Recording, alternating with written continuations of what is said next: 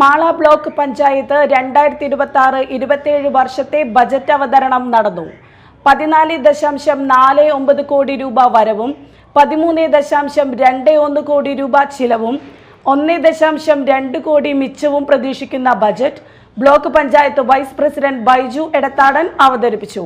ആയതിനാൽ കാർഷിക മേഖലയിൽ നെൽകൃഷി വികസനം, മൃഗസംരക്ഷണം, ക്ഷീരവികസന മേഖലയിൽ ആവശ്യമായ ഫണ്ട് വകയിരുത്തിയും സ്വയം തൊഴിൽ, പ്രാദേശിക സ്വയം തൊഴിൽ സംരംഭങ്ങൾ പ്രോത്സാഹിപ്പിച്ചും സേവന മേഖലയിൽ ഭവന നിർമ്മാണത്തിനായി PMAY ലൈഫ് പദ്ധതി മതിയായ ഗുണങ്ങൾക്ക് തുക വരുത്തുകയും സ്ത്രീ സൗഹൃദ പ്രൊജക്ടുകൾ ഏറ്റെടുത്ത് ശുചിത്വ മേഖലയിൽ പുതിയ മൊബൈൽ SFT പോലെയുള്ള സംവിധാനങ്ങൾക്ക് തുക വരുത്തുകയും റോഡ്, സ്ട്രീറ്റ് ലൈറ്റ്, ആരോഗ്യം, കല, സാംസ്കാരിക ഭിന്നശേഷി തുടങ്ങിയ സർവ്വമേഖലയെ സ്പർശിക്കുന്ന മികച്ച ഒരു budget തയ്യാറാക്കാനാണ് ശ്രമിച്ചിട്ടുള്ളത്.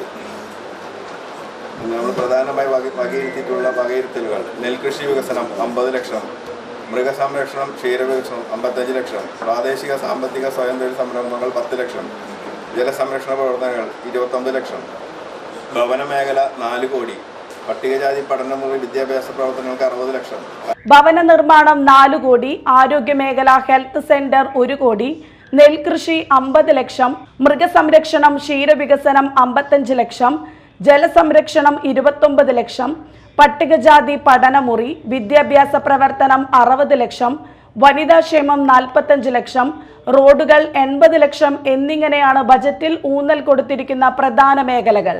Block panchayat president Subhashini Rajeev, അംഗങ്ങൾ, നിർവഹണ ഉദ്യോഗസ്ഥർ എന്നിവർ പങ്കെടുത്തു.